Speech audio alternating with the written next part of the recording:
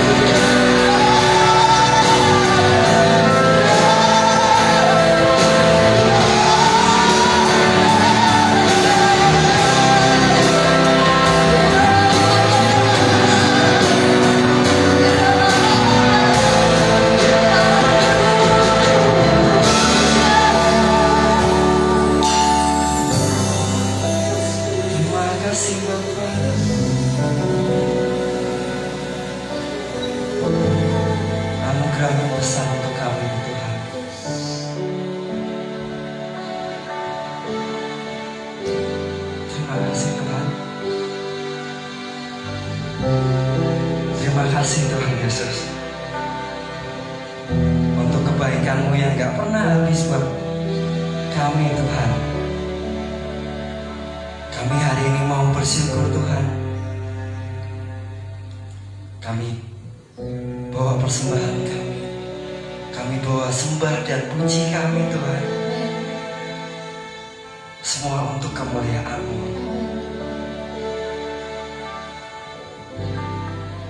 Terima kasih Bapak.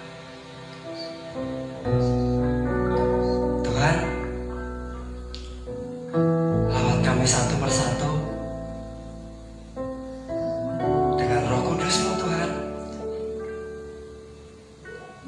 Jamalah hati kami satu persatu.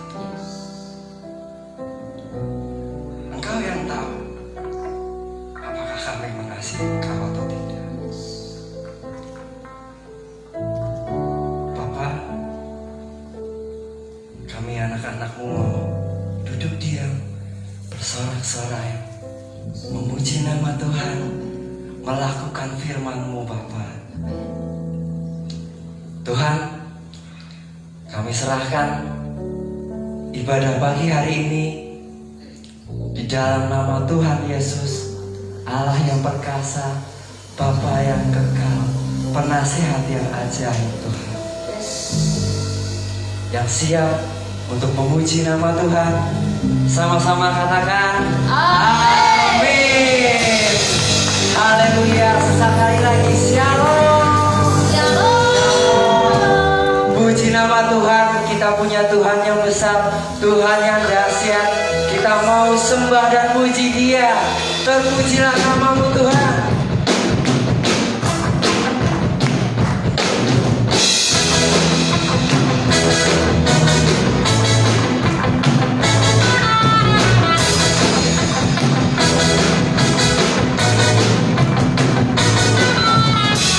Terpujilah nama-Mu Tuhan, Kuat dan penuh kemuliaan. kuat dan penuh kemuliaan.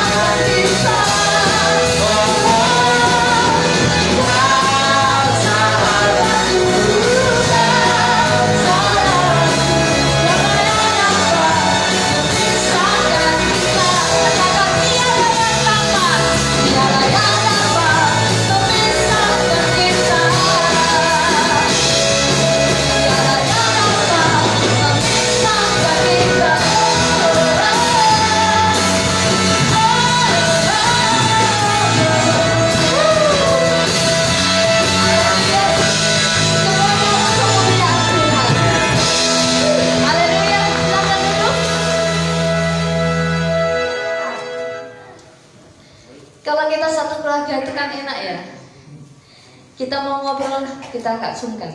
Kita mau dekat, kita juga tidak sungkan. Karena kita satu, disatukan oleh Tuhan Yesus Kristus. Dan jangan pernah lupa bahwa Tuhan menjadikan kita ada sampai hari ini karena Tuhan mau kita menjadi berkat. Selama kita diberikan nafas, kita diberi kesempatan untuk menjadi berkat, menjadi dampak. Hidup ini adalah kesempatan.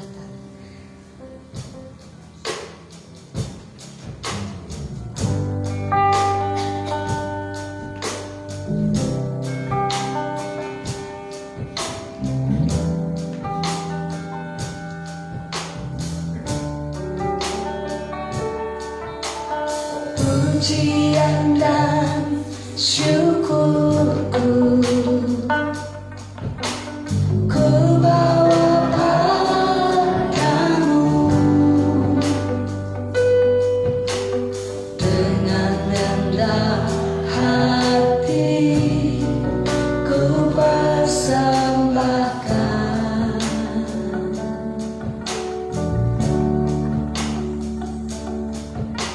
Sadar bila ku ada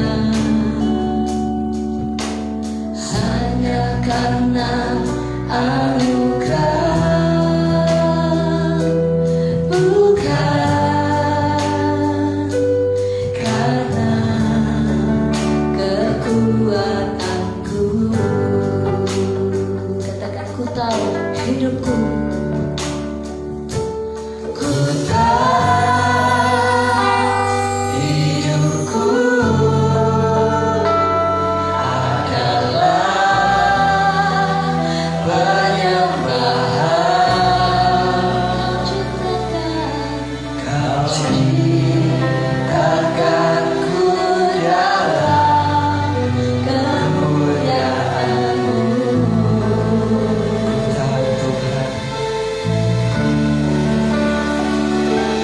Ku tahu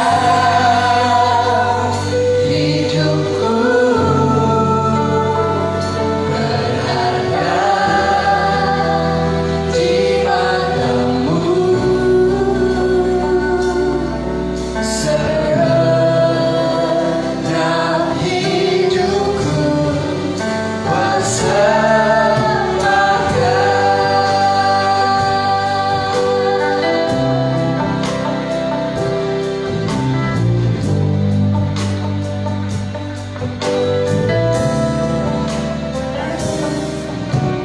pujian dan syukurku ku bawa padamu dengan rendah hati ku persembahkan.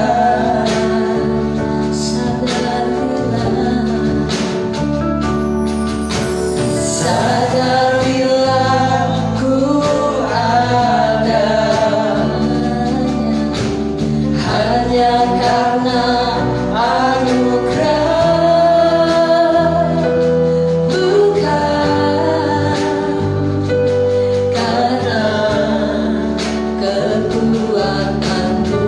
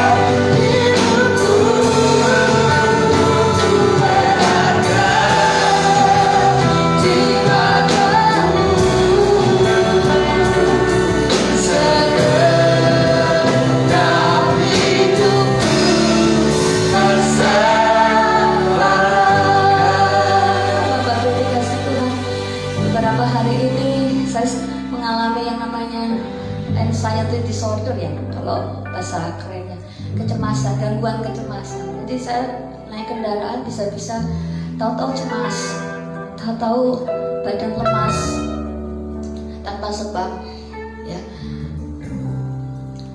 Lalu saya berusaha untuk melawannya karena saya tahu itu bukan yang Tuhan mau dalam hidup kita, Bapak Ibu. Tuhan mau bahwa Tuhan hanya kita hanya berharap saja kepada Dia, percayakan seluruh hidup ini. Dan saya terus melakukan peperangan dengan memperkatakan firman Tuhan, karena saya tahu bahwa hidup yang kita miliki adalah Tuhan yang punya. Dan kecemasan bukanlah yang Tuhan inginkan dalam hidup ini. Bapak Ibu, kalau hari-hari ini kita sedang dilanda oleh kecemasan, ingat pujian ini, nyanyikan pujian ini. Pujian ini akan menguatkan kita dan mengembalikan kita kepada sebagaimana Tuhan melihat kita berharga di matanya. Amin. Ku tahu hidupmu.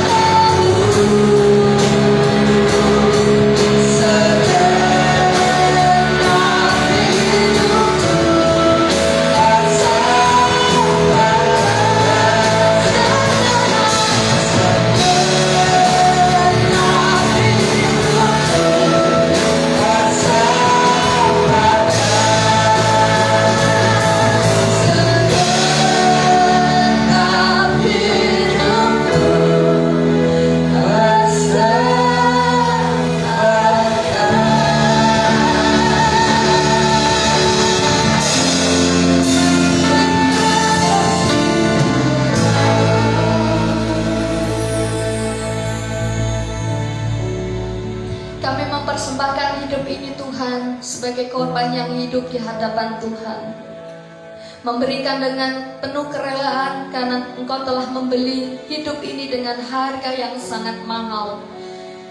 Karena kami mau, karena Tuhan mau, kami melihat hidup kami adalah berharga. Bukan sampah, bukan hal yang tidak punya nilai. Karena ketika kematian-Mu membuktikan, maka kami menjadi mengerti bahwa hidup kami mempunyai nilai di hadapan Tuhan. Dan kami mau memakai hidup ini Tuhan, terus menyembah Engkau, terus menyenangkan-Mu, terus melakukan yang Tuhan inginkan, yang Tuhan mau. Seperti firman Tuhan yang sebentar akan kami terima Tuhan. Kiranya Engkau membasuh hati kami, Engkau memperlengkapi kami melalui firman yang akan terus kami perkatakan Tuhan. Dan Engkau mengurapi hamba-Mu yang menyampaikan kebenaran firman-Mu. Urapan-Mu kiranya turun atas hamba-Mu, dan Engkau melawat, menjamah kami yang mendengarkannya, dan kami menerimanya dengan sukacita, dengan kemenangan, pengharapan full dari Tuhan. Terima kasih Tuhan yang baik. Kami serahkan hati, jiwa, raga, roh ini untuk duduk diam di dalam hadirat Tuhan. Dalam nama Tuhan Yesus, yang percaya mari katakan Amin.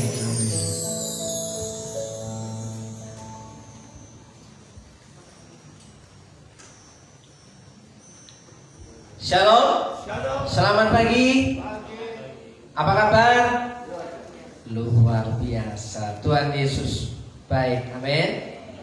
Ibu bapak saudaraku yang dikasih Tuhan, kita percaya kalau Tuhan itu peduli dengan kita. Kita semua percaya kalau Tuhan itu Maha Kuasa. Kita percaya bahwa Tuhan sanggup memberkati hidup kita. Amin. Meskipun ya, dalam kenyataannya kita masih mengalami yang namanya stres, ya, cemas, ya, sesuatu yang membuat kehidupan kita menjadi terganggu, menjadi kacau, saudaraku yang dikasih Tuhan. Dan hari ini saya mengajak saudara bahwa Tuhan itu akan selalu menolong orang-orang yang diberi kemampuan untuk mengelola kehidupannya, saudara. Sekali lagi, Tuhan itu selalu menolong orang-orang yang mau mengelola kehidupannya.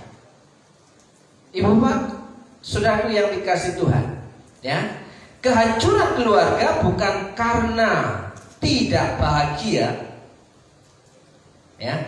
Keluarga itu hancur bukan karena tidak bahagia, atau berkat Tuhan tidak turun, atau tidak diberkati Tuhan. Tapi salah satunya adalah tidak bisa mengelola berkat Tuhan yang ia terima.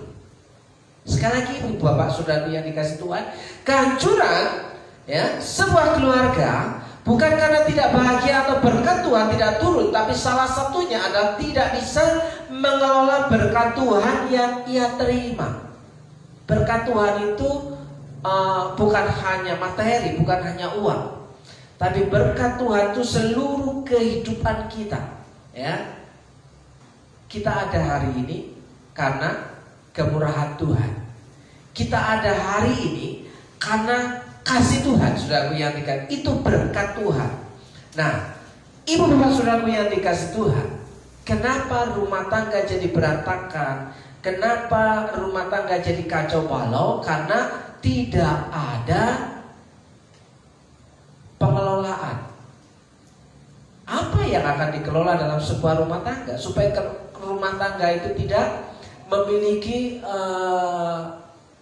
kerusakan, saudaraku? Ya, kalau sudah rusak, apa yang akan terjadi? Kehancuran. Nah, saudaraku yang dikasih Tuhan, ketika tadi salah satu pernyataan dari istri saya, kalau beberapa hari ini mengalami kecemasan yang tidak bisa diatasi, ya, kecemasan yang tidak bisa diatasi itu menimbulkan ketakutan. Ya, kalau sudah begitu, endingnya adalah seluruh tubuhnya ini kaku, kejam. Ada yang pernah mengalami? Orang yang cemas berlebihan tidak bisa mengatasi pola pikirnya, apa yang ada di pikirannya, yang terjadi adalah kejam. Kalau sudah kejam, kan dia mengalami ketakutan, dia tidak berani menatap mata seseorang. dia akan menunduk. Nah, apa yang terjadi kalau ini terus-menerus terjadi? Ya, tidak bisa mengalami sukacita, tidak bisa berpikir dengan jernih, tenang, bahkan cenderung error, saudara yang dikasih Tuhan. Nah, kalau salah satu pasangan yang ada dalam sebuah keluarga atau salah satu anggota keluarga terjadi demikian, maka keluarga ini lama-kelamaan akan mengalami kegoncangan. Ya. Kita semua tahu bahwa kita bukan orang-orang yang sempurna, saudaraku, tapi orang-orang yang mau untuk dibentuk dan diproses supaya apa? Tidak mengalami kehancuran. Maka jadilah pengelola yang baik. Pengelola itu bahasa perusahaannya adalah manajer. Manajer itu orang yang diberi tanggung jawab untuk mengelola. Ya. Tanggung jawab seorang manajer itu mengelola. Yang pertama mengelola orang-orangnya, yang kedua mengelola sistemnya, dan yang ketiga mengelola asetnya. Saudaraku yang dikasih Tuhan. Dan itu masih banyak item-item lain yang menjadi turunannya. Oleh sebab itu saudaraku yang dikasih Tuhan, bagaimana Tuhan itu menolong kehidupan kita kalau kita mau menjadi seorang pengelola yang baik. Kalau kita tidak mau menjadi seorang pengelola yang baik, seberapa besar berkat yang kita terima, maka akan terjadi kebocoran, kehancuran, saudaraku yang dikasih Tuhan.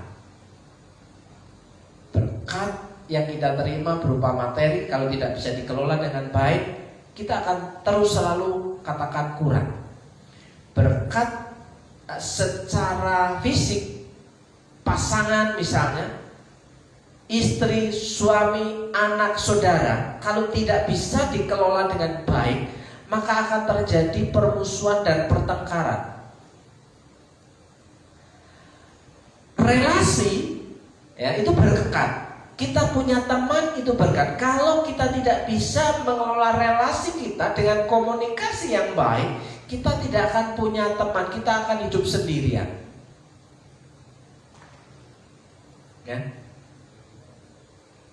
Percaya atau tidak percaya, dan saudara harus percaya bahwa Tuhan memberkati hidup kita itu melalui orang. Amin. Kalau kita bekerja tanpa ketemu orang, oh saya enggak, saya kerjanya di belakang meja. Iya, di belakang meja. Tapi tahukah saudara, ketika saudara melamar pekerjaan di belakang meja itu juga atas dasar diterima oleh orang. Ya, HRD-nya yang menerima. Ketemu orang, bukan hanya bekerja di belakang meja. Sebelum bekerja di belakang meja, ketemu orang dulu. Ketemu. Ya, kalau perusahaan itu tidak bisa menerima kita, kita juga tidak bisa bekerja. Berkat Tuhan diberikan kepada kita melalui orang-orang. Jadi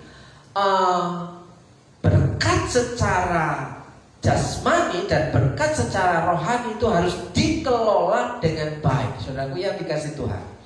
Oleh sebab itu saudaraku, bila roda kehidupanmu rusak, tadi istri saya kembali berkata cemas, pikirannya rusak, kacau balau, ganggu, ada yang konslet, ya. Maka mau dibawa ke bengkel mana untuk memperbaikinya?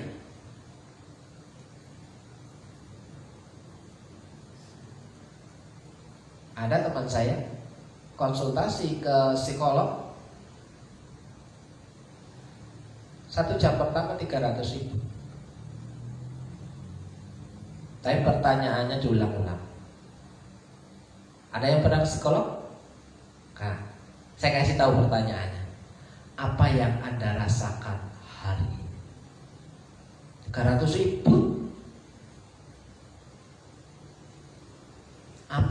Anda alami 1 minggu terakhir ini? Bagaimana perasaan Anda hari ini? Diulang. Teman saya sampai bosen 2 jam muter-muter di seputar itu. Supaya apa? Ingin mengorek sesuatu yang ada di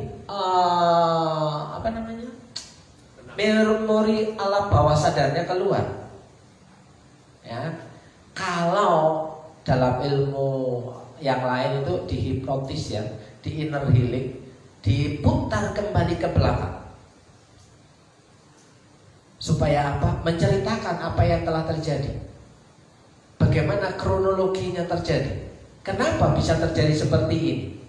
Nah, saudaraku yang dikasih Tuhan, bila roda kehidupan kita rusak, maka mau dibawa ke bengkel mana?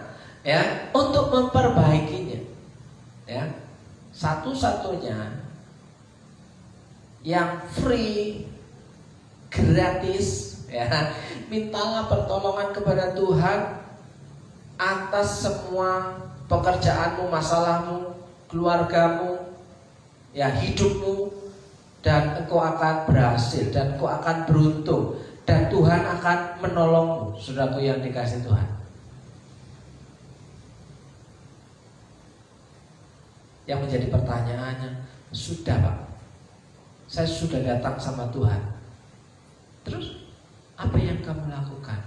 Saya ngomong terus sama Tuhan, ya, saya ngomong terus jawabannya apa? Gak ada jawaban tuh. Nah kenapa? Ya karena kebanyakan ngomong. Ya, karena kebanyakan ngomong, tidak memberi kesempatan Tuhan berbicara, mengintervensi kehidupan kita. Katanya kita mau rusak, ya. Katanya kita mengalami kerusakan roda kehidupan kita. Bila salah satu roda kehidupan kita rusak, maka akan mempengaruhi seluruh eksistensi kehidupan kita, keluarga kita, pekerjaan kita, semua berpengaruh. Maka saudaraku yang dikasih, mintalah pertolongan kepada Tuhan, ya, atas semua pekerjaanmu, hidupmu, rumah tanggamu, anak-anakmu, sekolahmu, ya, relasimu, dan engkau akan berhasil menikmati berkat kemurahan Tuhan. Saudaraku yang dikasih Tuhan, bagaimana mengelola kehidupan kita, saudaraku? Menjadi manajer yang baik dalam kehidupan kita itu tidak gampang. Teori sih gampang. Mengelola kehidupan, ya, menurut saya ini cukup baik. Tapi faktanya apa yang terjadi? Hasilnya, ya, tolak ukurnya, saya mengelola yang baik, tapi hasilnya bagaimana? Apakah apple to apple? Apakah ada hasil? Apakah ada dampak yang nyata dari pengelolaan kehidupan kita, saudaraku? Nah, di sini kita akan melihat, Bapak Ibu, ya, salah satu hal yang mempengaruhi kehidupan kita seutuhnya itu adalah hati. Ini ayat favorit, ini ayat yang paling, yang viral, yang populer. Tapi seringkali ini hanya menjadi slogan, saudaraku. Karena apa? Banyak orang yang mengaku percaya Tuhan itu tidak bisa menjaga hati. Kalau saya sudah melihat, mendengar, ya, istri saya seperti itu, cemasnya belum, yang saya lakukan adalah diam. Tapi dia masih cemas. Sampai dibonceng itu, saya kerasa itu yang terjadi semalam. Bukan kemarin lusa, semalam. Dibonceng kok tangannya tambah mencengkeram kayak apa namanya? Kabel tis semakin ditarik semakin kencang, semakin ditarik semakin kencang. Loh, perutku kok tambah kencang. Terus dingin, sudah. ini cemasnya sudah kelewat. Kalau saya bawa langsung pulang, saudaraku, apa yang terjadi? Dia akan kaku. Saya bawa muter dulu, ya kan? Ketemu orang, kalau ketemu orang mau nggak mau dia akan melihat orang. Tapi kalau saya bawa langsung pulang, dia langsung masuk kamar, langsung kaku.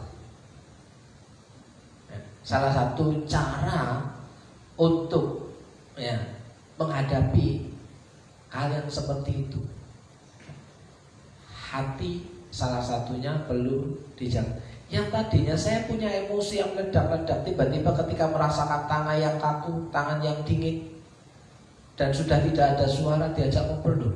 Kalau suara ceblok, ya, saya mulai menurunkan tensi, saudara. Emosinya dinolkan. Apakah bisa? Bisa. Kalau sadar. Kalau saya terus kan naik. Diajak ngomong, gak jawab belah. Saya itu paling alergi kalau melihat, mendengar orang yang kita ajak ngomong gak mau nyaut. Pasti kata-kata saya kayak ngomong sama tembok aja. Saya pasti ngomong kayak gitu. Enak gak dikacangin? Gak enak. Tapi ketika sudah melihat reaksi apa yang ada di sekitar saya melihat, wah, kalau saya begini terus bahaya. Makanya saya kelola pikiran saya kelola hati saya, bergumul dengan diri saya sendiri. Saudaraku yang dikasih Tuhan. Makanya jagalah hatimu dengan segala kewaspadaan, karena dari situlah terpancar kehidupan. Salah satu aset yang harus kita kelola adalah hati. Bukan hanya berkat secara materi, uang, tapi hati kita itu menentukan. Ya, sebenarnya saya ini terinspirasi dari ayat yang diterima Pao nggak ada. Baru terima ayat kemarin, takut bahkan hari ini orangnya nggak ada. Ya, oke. Yang terutama sekali, jagalah hatimu, karena hatimu mempengaruhi segala sesuatu dalam hidupmu. Jadi hati itu mempengaruhi seluruh kehidupan, yang akan menentukan arah kehidupan kita. Ya, kalau hati kita, saya bisa bayangkan ketika Pak Victor menghadapi anak buah, nanti gak mudeng-mudeng, pengen marah, ada Pak Nono. Iya. Wah, kalau nggak bisa dikendalikan hatinya, pikirannya, metik basnya itu berdengung-dengung itu pasti. Karena nggak bisa disalurkan dengan kata-kata, disalurkannya melalui petikan jarinya, sudah. Makanya perlu keahlian, keterampilan untuk mengelola hati. Kalau enggak, bisa bahaya. Nah, jagalah hatimu, karena hatimu mempengaruhi segala sesuatu dalam kehidupan. Ini yang namanya pengelolaan, menjadi manajer yang baik, Bapak Ibu. Seseorang yang diberi tanggung jawab untuk bisa mengelola dengan baik, maka Tuhan akan selalu menolong kehidupannya. Amin. Mungkin banyak orang akan berkata, aku susah, aku selalu kurang, tidak cukup, Pak. Tapi firman Tuhan berkata apa, Bapak Ibu?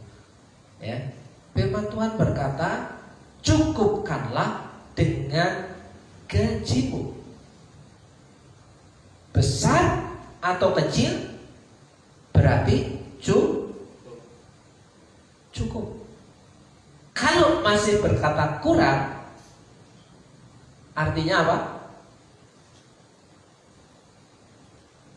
Kan Tuhan berkata, cukupkanlah dengan gajimu, besar maupun kecil, berarti cukup. Kalau masih kurang, berarti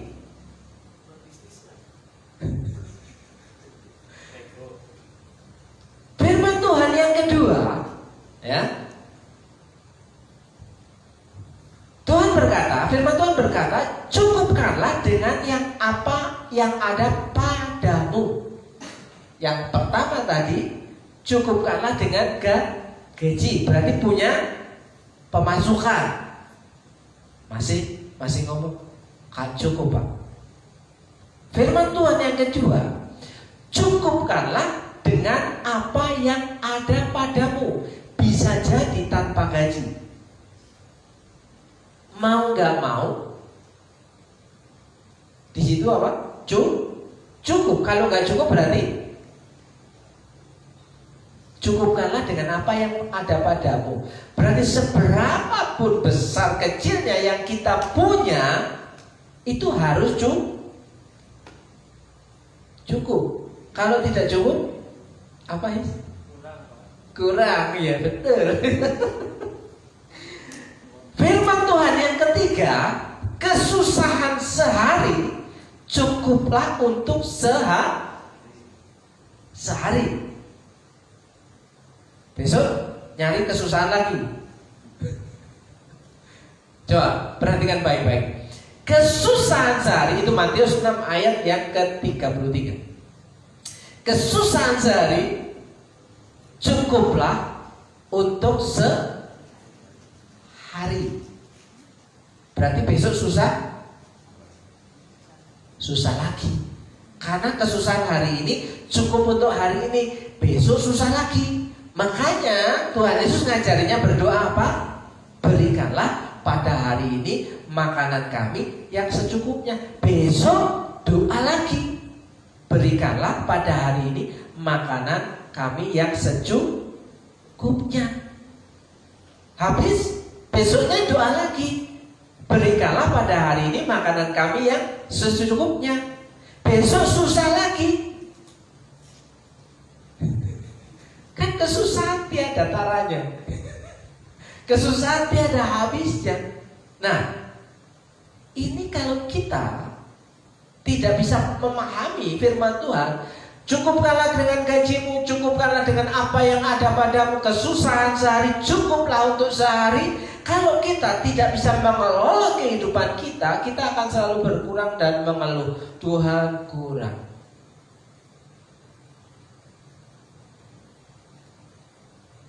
Kalau ngomongin kurang, karena kita inginnya lebih. Kalau sudah lebih, kita ingin lagi lebih. Ya kan?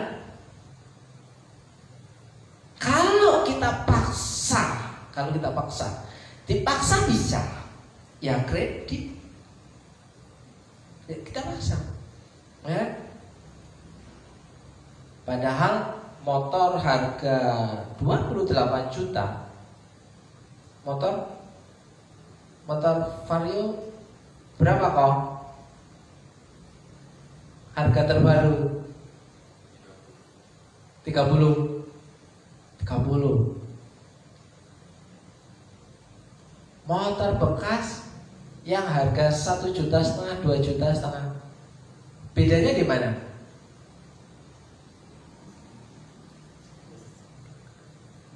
Bedanya di mana? Gayanya dong. Bedanya apa? Di gaya. Kalau naik motor baru harga 30 juta, wah sepertinya keren. Wes ya. Tapi kalau naik motor yang harga 2 juta second bekas, ya kan? Kayak gak pede.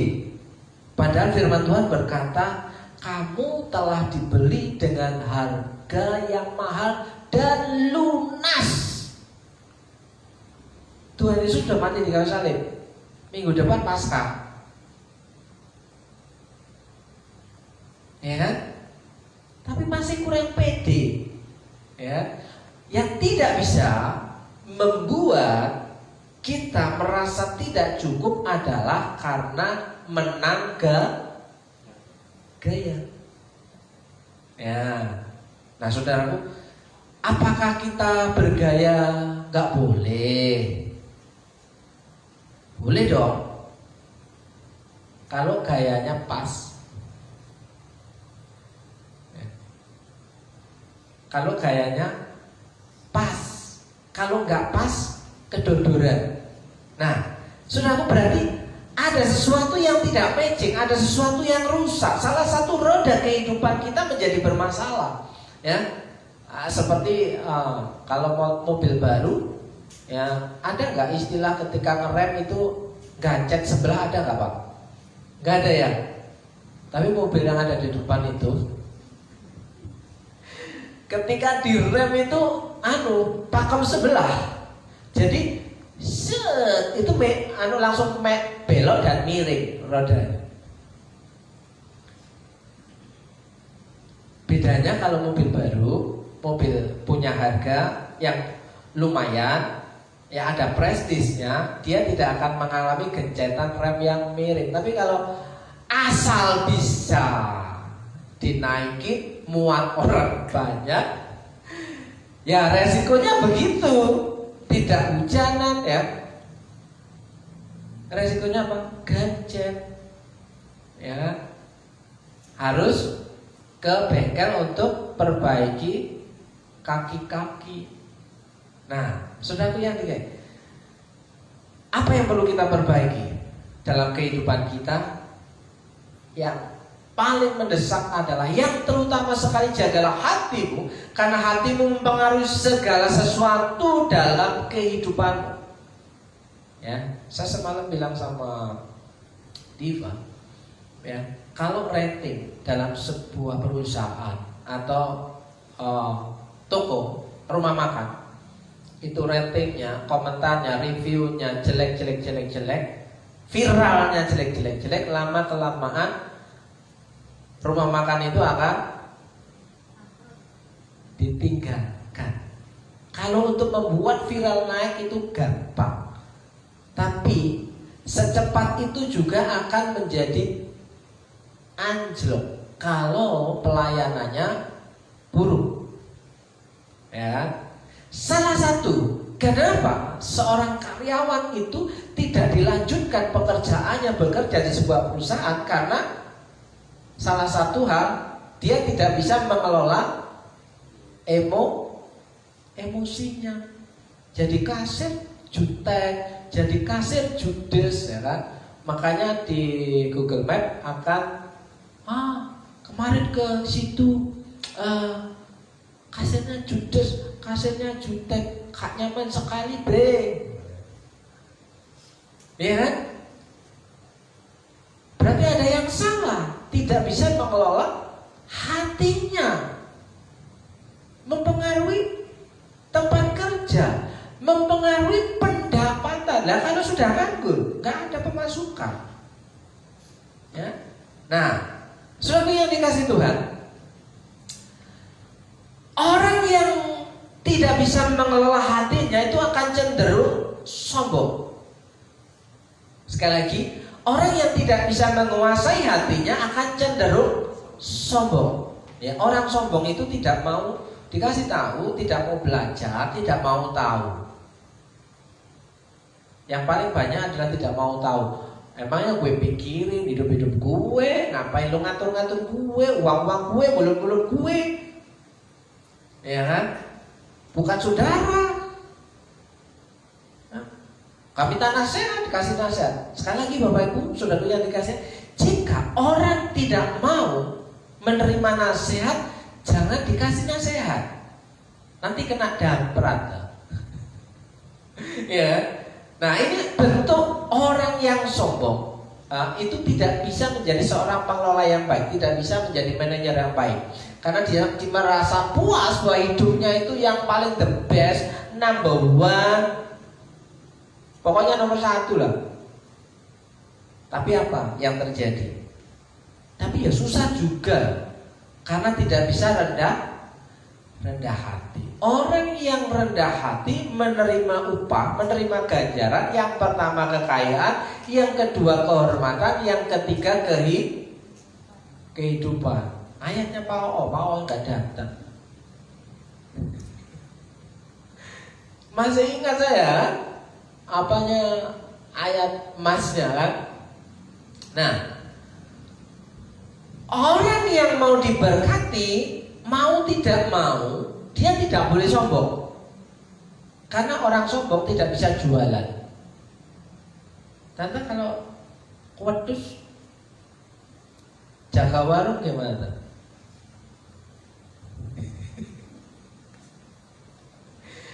Ya kan?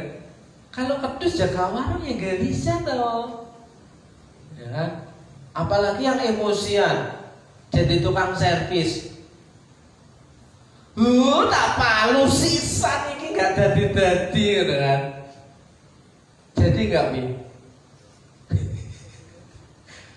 Kok tahu sih gitu kan. Nah, sudah yang dikasih Tuhan.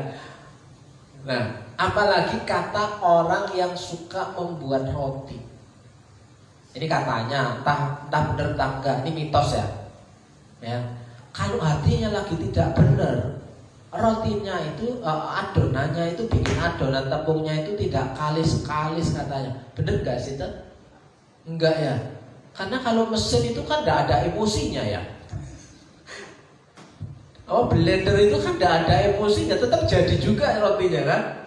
Oh, berarti orang yang tadi tukang roti itu percaya mitos. Makanya dia berhenti jadi tukang roti. Aku kayaknya gak cocok jadi tukang roti.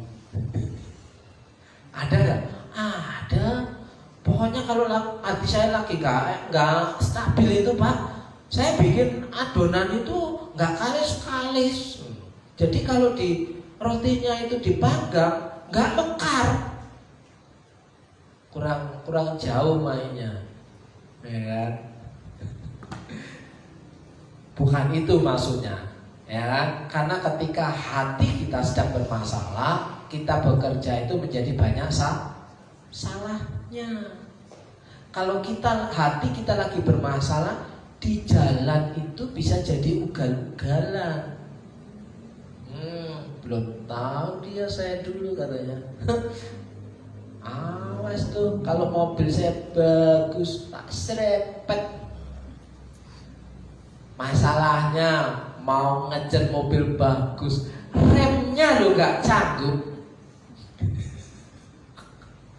Ya kan? Gitu kan?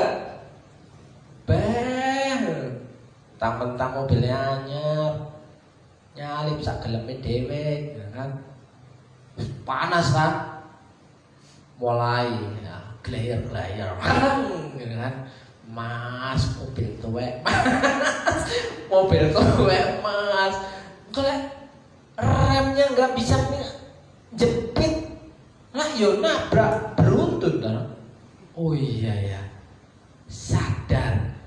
Memang faktanya mobilku gak bisa untuk balapan. Kalau bisa kan bahaya, saudara. Ya, pasti akan satsut-satsut di jalanan, saudara. Nah itu karena kurang rendah hati, kita bisa marah-marah, saudara. Saya ganti klaksonnya, lebih kencang lagi kan. Tapi saya sendiri gak suka di klakson. Kalau ada orang klakson di belakang saya marah-marah. Pada akhirnya saya hampir jarang gak pernah mencet klakson kalau gak kepepet benar. Paling tidak saya mainkan gas. Waduh aja Pak ya. Oke. Orang yang rendah hati dia siap diberkati Tuhan. Katakan amin. Yang setuju saja. Ya, orang yang rendah hati itu hidupnya siap diberkati. Kenapa? Karena bisa menerima keadaannya, bisa menerima dirinya, bisa menerima pendapatannya, bisa menerima keluarganya, ya, bisa menerima teman-temannya. Ya. Saya kemarin juga kumpul sama anak-anak di tempat kerjanya Adia. Saya ngajarin satu hal yang tidak saya katakan dan saya tidak percakapkan ketika ada seorang pengamen. Dan saya tahu dia. Saya sapa, saya suruh masuk. Biasanya seorang pengamen itu kan juga diremehkan orang atau karena ada sedikit gangguan kejiwaan juga. Ya, Miss, disorder.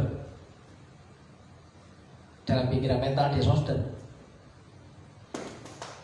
Ya kan? Nah, itu agak gangguan itu. Itu gangguan keuangan kalau pecah. Ya kan? Saya ajak nyanyi, kamu loh jadi pengamen, kok gak bisa nyanyi yang bener sih ya? Ayo nyanyi, ajak nyanyi satu lagu, satu makan, nyanyi kemana gitu kan? Oh, ada isi ya kan ya? Masih ada isi ya. Nah, kalau saya pakai perform yang seperti ini, ketemu dengan orang yang ada di dalam seperti itu kan gak nyambung, gak connect. Maka saya turunkan levelnya, saudara. Menguasai diri emosi. Saya ya mirip 11-12 dengan pengamen itu ya, ya. Bisa ngobrol, bisa ini ya. Jam 9 sampai jam berapa? Sampai jam 1. Kamu sudah dapat uang berapa? Ya 50.000 udah dapat lah, pas sudah makan siang. Dengar. 50.000 udah dapat dari jam 9 keluar dari rumah sampai jam 1 itu sudah makan siang. Makan siang anggap aja 10.000, 60.000. Lumayan. Kalau orang normal mau gak melakukan hal itu? Kalau yang gengsinya tinggi mau gak melakukan hal itu? Orang sombong mau gak melakukan hal itu? 60.000 dari jam 9 sampai jam 1. Santai. Sepanjang jalan kenangan kita selalu bergandeng tangan. Ya kan? 60.000. Nah, saudara, bagaimana kita bisa belajar dari kehidupan di sekeliling kita, ya, supaya apa? Kita menjadi orang-orang yang cukup rendah hati, gak usah rendah hati amat-amat, yang cukup rendah hati saja, cukup, saudaraku ya. Maka berkat Tuhan itu akan mendatangi kehidupan kita, saudaraku yang dikasih Tuhan. Nah, kebajikan dan kemurahan belaka akan mengikuti aku. Jadi berkat Tuhan itu akan diperintahkan. Sebenarnya sudah disediakan sama Tuhan, tinggal diperintahkan untuk dikirim. Ya, mengikuti kita, saudara dan saya, ketika kita menjadi orang-orang yang cukup rendah hati, yaitu bisa diberkati dengan yang pertama, ganjaran kerendahan hati. Yang pertama tadi apa? Kekayaan. Berarti ya materi. Cukupkanlah dengan gajimu, cukupkanlah dengan apa yang ada padamu. Kesusahan sehari cukuplah sehari. Nah, itu akan teratasi, ya. Terus yang kedua, kehormatan. Orang sombong tidak mendapatkan kehormatan, tapi orang yang rendah hati dikasih kehormatan. Kehidupan selamat dunia akhirat, saudaraku yang dikasih Tuhan. Nah, kalau begitu, kenapa orang tidak bisa rendah hati? Pertanyaannya, siapakah Yesus dalam kehidupan kita? Siapakah Yesus dalam kehidupan kita? Ya, masih bisakah kita berkata, "Oh, ini loh aku." Itu kuncinya cuma satu. Siapakah Yesus bagimu? Kalau kita menempatkan Yesus dalam kehidupan itu tepat, maka kita bisa mengelola kehidupan kita, kita bisa mengelola talenta kita bisa mengelola pikiran kita bisa mengelola apa yang kita punya, kita terima. Itu bisa menjadi berkat bagi orang lain juga. Ya. Amsal 22 ayat 4. Ganjaran kerendahan hati dan takut akan Tuhan adalah kekayaan, kehormatan, dan kehidupan. Orang bisa rendah hati kalau bisa menempatkan Tuhan Yesus pada porsinya. Atau porsinya cukup 80%. Tuhan Yesus dikasih kekuasaan. Ya, yang 20% aku masih memegangnya, mengendalikannya. Ya, sahamnya 20%. Tuhan Yesus cuma dikasih 80%. Kira-kira masih bisakah kita mengklaim Tuhan ya berkati hidupku, kekayaan, kehormatan dan kehidupan? Salah satu poin penting dalam kehidupan kita, siapakah Tuhan Yesus bagi kita? Ya. Kalau begitu, untuk mencapai sesuatu hal yang ingin kita harapkan supaya kita terima dan kita nikmati, itu butuh proses dan kok cerigis progres, ya, proses dan progres. Ada prosesnya dan ada progresivitas, ya. Apa? Progresivitas. Itu apa artinya? Kemajuan, tidak mandek, ya. Kalau namanya proses itu ada kemajuan. Hidup kita mau tidak mau, ya, harus ada prosesnya dan harus ada progresnya, saudaraku. Satu hal penting lagi, satu terus, ya, hancurkan dulu ego, ya. Jika siap untuk menerima berkat Tuhan. Karena orang yang sombong tadi, orang yang tidak bisa mengelola tadi, tidak bisa diberkati Tuhan. Ya, Allah menolak orang yang congkak hatinya, kalimat yang berbeda. Ya, Allah itu menolak orang yang congkak hatinya. Congkak ya saudaranya sombong, tidak bisa rendah hati. Lah kalau sudah ditolak oleh Tuhan, berarti tidak bisa menerima berkat.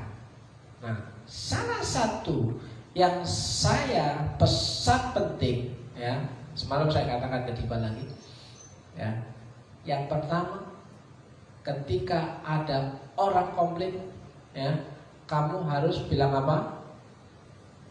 Maaf. Dan cukup.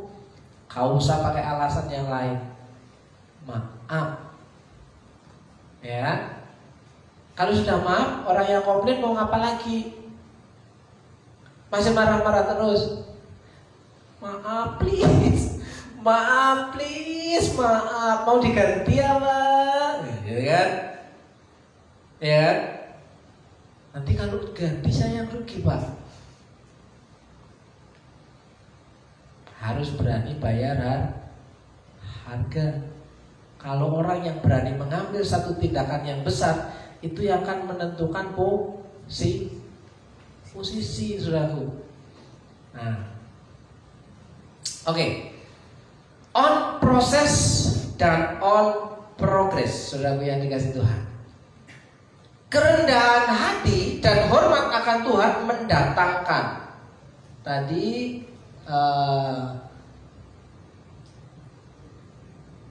kalimatnya begini, ganjaran kerendahan hati dan takut akan Tuhan adalah berarti equal. Oh, kayak equal. Apa equal? Sama dengan adalah. Berarti ganjaran kerendahan hati takut akan Tuhan adalah, ya, sama dengannya ini. Nah, tapi di bagian firman Allah yang hidup, ya, mendatangkan kekayaan, kehormatan dan umur panjang, kehidupan umur panjang sampai pada kehidupan yang kekal, saudara. Ya, sampai kepada langit baru dan dunia baru. Nah, kita mau ngomongin langit baru, dunia baru. Jangan, Pak, nanti Tuhan Yesus datang segera. Ya, kalau Tuhan Yesus datang segera, udah tidak tahun baru lagi, ya. Mendatangkan kekayaan, kehormatan dan umur panjang, mendatangkan. Jadi, bagaimana cara mendatangkan berkat Tuhan? Kalau menurut ayat ini rendah hati. Ya. Nah, ibu bapak saudaraku yang dikasih Tuhan, kalau kita masih mengalami pencobaan, dikatakan Yakobus 1 ayat 12, berbahagialah orang yang bertahan dalam pencobaan. Bertahan. Karena apa? Pencobaan itu, ujian itu ada masanya. PKL ada masanya, magang ada masanya, ya. Kurang seminggu, kurang 2 minggu sudah bete. Enggak selesai. Sudah pengen bebas. Ya, moodnya udah hilang. Ya. Berbahagialah orang yang bertahan dalam pencobaan, sebab apabila ia sudah tahan uji dulu. Ya, orang yang tahan uji ini karena dia bisa rendah hati, ia akan menerima mahkota kehidupan yang dijanjikan Allah kepada barang siapa yang mengasihi dia. Orang yang mengasihi dia, mengasihi Tuhan itu bisa mengelola hatinya, hidupnya, talentanya, apa yang ia punya. Ya, kita semua harus belajar on process, on progress. Tidak semua orang sempurna. Kalau sempurna, kita sudah mencapai garis finish di end. Teteles. Artinya is over. Ya. Nah, makanya sebelum kita game over, game over ya. It is finished ya, atau sudah selesai pada garis akhir, kita harus belajar untuk on process dan on progress. Bentuk kita mengasihi Tuhan itu banyak ujian, ya. Kalau nggak ada ujian, nggak lulus, saudaraku. Loh, udah selesai. Pak Victor sudah selesai, Pak. Ibu bapak saudaraku yang dikasih Tuhan, orang yang rendah hati adalah orang yang diberi kesanggupan untuk mengelola kehidupan yang baik, dan di situ Tuhan akan menolong kehidupannya. Amin. Saya beri waktu Bapak Ibu untuk saat teduh sejenak beberapa saat. Kalau ini ada itu Tante Rara.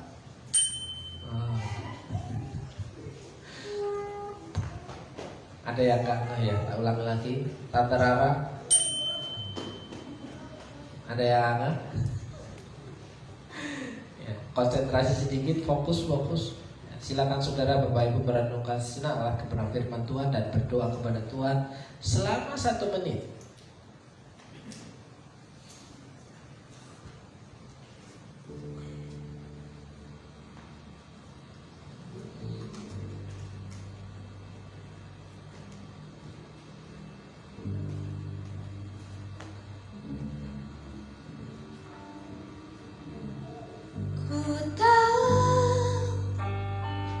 Hidupku adalah penyembahan. Kau ciptakanku dalam kemuliaan-Mu.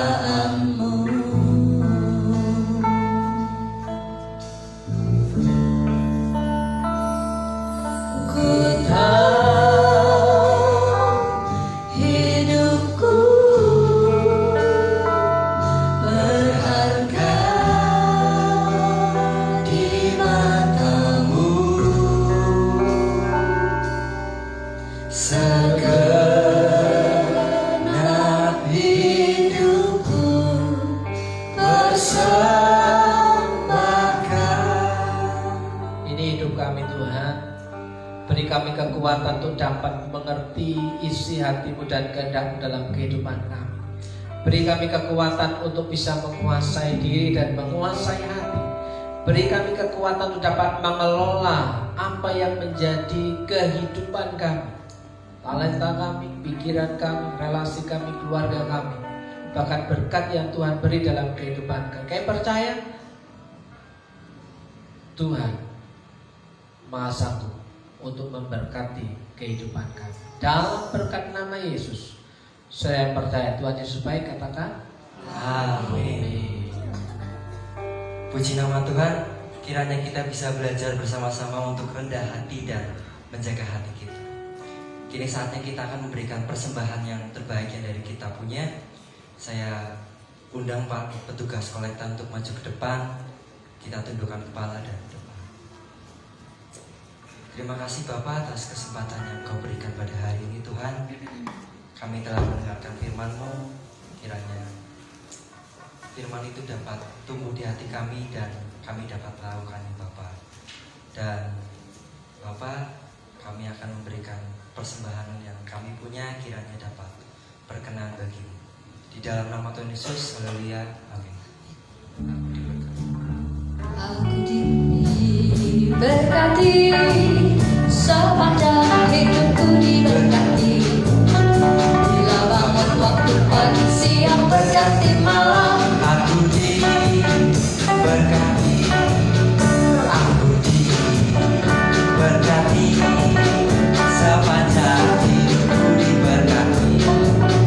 Bila bangun waktu pagi, siang, berganti malam, aku diberkati, aku diberkati, sepanjang hidupku diberkati. Bila bangun waktu pagi, siang, berganti malam, aku diberkati.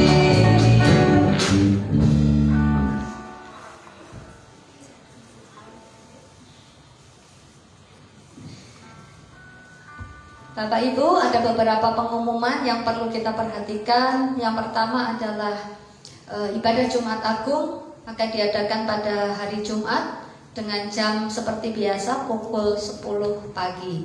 Sekali lagi akan diadakan ibadah Jumat Agung di tempat ini jam 10 pagi dan akan Jumat Kudus ya. Oke.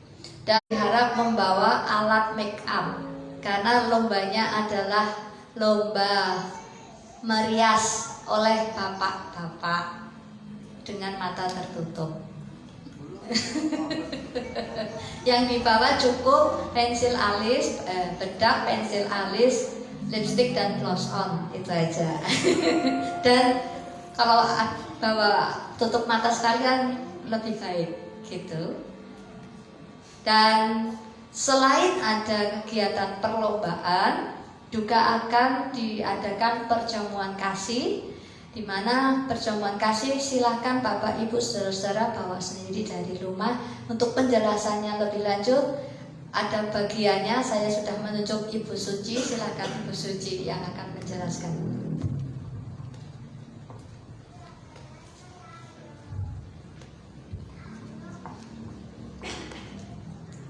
Ya, salam Bapak Ibu Saudara. Terima kasih untuk Bu Vivi yang sudah mempercayakan sebagai mungkin seksi konsumsi ya di sini. Nah, minggu depan kan ada perjamuan kasih. Saya mengarahkan kepada Bapak Ibu Saudara yang akan membawa makanan. Kemudian nanti kalau Bapak Ibu Saudara sudah membawa makanan, ditaruh di meja di samping itu. Waktu Bapak Ibu datang kan ada meja, nah itu langsung ditaruh di situ. Dan saya menghimbau kepada Bapak Ibu Saudara, makanan itu ditaruh di tempat ya. Jadi saya sebagai saksi konsumsi tidak akan menyediakan tempat lagi. Misalnya saya bawa miswa, saya sudah ditaruh di tempat dari rumah, kemudian ditaruh di meja situ. Saya tidak akan mengganti tempat di sini karena saya juga tidak akan mencuci piring atau apa di sini ya. Jadi minggu depan ada perjamuan kudus, perjamuan kasih. Silahkan Bapak Ibu Saudara untuk membawa makanan, dan kami juga menerima, mungkin ada yang mau membawa air mineral. Di sini tidak mungkin menyediakan minum, tapi kalau dengan air minum gelas langsung dibuang ya. Kalau minum di sini dengan gelas, jadi Bapak Ibu Saudara harus cuci sendiri, karena saya tidak akan mencuci piring atau gelas ya. Karena pemuda remaja juga sibuk sendiri ya, mereka mempersiapkan untuk lomba-lomba. Saya juga mungkin sibuk, saya sibuk ya. Jadi tidak ada yang membantu saya untuk mencuci piring atau mencuci gelas. Jadi silahkan Bapak Ibu Saudara membawa makanan, kemudian taruh langsung di meja itu. Jangan bilang ke saya, Bu Suci, ini saya bawa ini, tolong diganti ya tempatnya. Saya tidak akan menerima begitu. Langsung saja ditaruh di meja di samping. Nah, kemudian kalau sudah selesai, tempatnya bisa Bapak Ibu Saudara bawa pulang. Kalau ada sisa boleh ditaruh di sini untuk anak-anak muda yang bekerja ya. Nah, kemudian saya menghimbau kerjasamanya untuk Bapak Ibu Saudara supaya kita bekerja bersama ya, semua untuk kemuliaan Tuhan. Dan kiranya Tuhan memberkati Bapak Ibu Saudara semua. Mari kita bekerja bersama untuk kemuliaan nama Tuhan. Kiranya ini pengumuman dari saya. Terima kasih, Tuhan memberkati.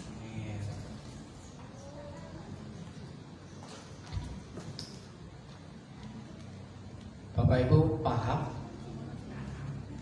Paham? Ini ujian. Ya, hidup ini ujian. Begitu juga pola yang pasca kali ini bentuk sebuah ujian. Apakah kita memahami apa yang kita dengar hari ini, atau kita akan tetap melakukan tindakan yang sama dengan tahun-tahun berikut yang sudah kita lewati. Jadi ibu bapak saudaraku yang dikasih Tuhan, menjadi orang yang percaya dan mengasihi Tuhan itu fleksibel, hidup selalu ada perubahan. Amin. Ya, terserah Bapak Ibu mau menanggapinya seperti apa, tapi jika kita mau berubah, maka berkat itu akan berubah. Saya sebut Bapak Ibu dan Saudara untuk bangkit berdiri. Kita akan mengakhiri ibadah kita.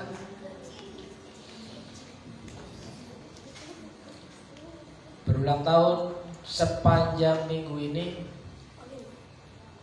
Oli sama Bu Hermin. Bu Hermin gak datang juga. Oli rambut baru ya. Hehehe. Umur berapa, Lin? 13. Hah? 13. Mau kesaksian dulu apa? Tak, nanti duduk dulu. Enggak. Make a wish. Make a wish yang kencang ngomongnya agak miring ke sini gitu. Make a wish. Hah? Enggak minta apa-apa. Oh, baik sekali kamu lihat. Mari kita sama-sama berdoa untuk Oli dan Bu Hermi. Kayak bersyukur hari ini Tuhan untuk Oli yang berulang tahun di yang ke-13 tahun. Tuhan memberkati hidupnya, masa depannya. Tuhan jadikan anak Tuhan yang diberkati oleh Tuhan karena mengasihi Tuhan. Berkati sekolahnya, berkati masa depannya. Dalam berkat nama Yesus, berkati hidupnya untuk menjadi dampak berkat juga bagi orang tuanya. Berdoa juga untuk Bu Hermin yang hari ini tidak hadir. Berdoa yang ulang tahun sepanjang minggu ini. Kiranya Tuhan menolongnya dari segala apa yang menjadi pergumulannya. Dalam berkat nama Tuhan Yesus. Saudaraku yang dikasih Tuhan, bila kita pulang dengan menerima berkat kebenaran firman Tuhan dan terimalah berkat Tuhan. Jika engkau baik-baik mendengarkan suara Tuhan Allahmu dan melakukan dengan setia segala perintahnya yang kusampaikan pada hari ini, maka Tuhan Allahmu akan mengangkat engkau di atas segala bangsa di bumi. Segala berkat ini akan datang kepadamu dan menjadi bagianmu. Jika engkau mendengarkan suara Tuhan Allahmu, Tuhan memberkati engkau dan melindungi engkau. Tuhan menyinari engkau dengan wajah-Nya dan memberi engkau kasih karunia. Tuhan menghadapkan wajahnya kepadamu dan memberi engkau damai sejahtera. Dalam berkat nama Yesus, diberkati hidupmu, keluargamu, rumah tanggamu, dan seisi rumah. Berkat-berkat yang baru diperintahkan dalam kehidupanmu setiap hari, setiap pagi. Bahkan berkat yang tidak lazim kau terima dengan sukacita. Dalam berkat nama Yesus yang percaya Tuhan Yesus baik, katakan amin. Amin. Kiranya Engkau melengkapi aku berlimpah-limpah. Jalan